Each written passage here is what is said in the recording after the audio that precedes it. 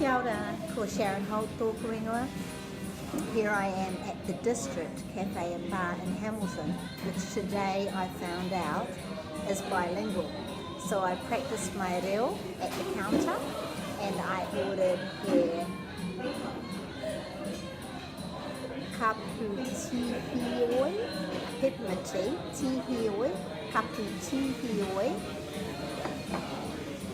from the menu in Reo, and an ipu tea, a teapot, ipu tea, and I ordered a treat which is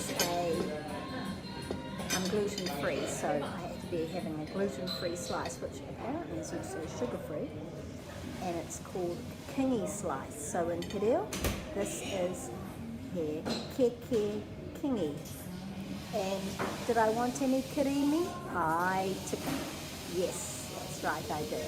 So I'm going to show you this, which is here for people to help people. It's a bilingual cafe and they're helping people with using Reo.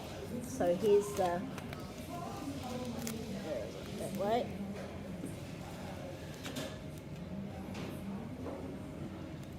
And I'll at the end of this, I'll put that up as a picture as well, so you can see lots of things about how to use Reo with tea and coffee.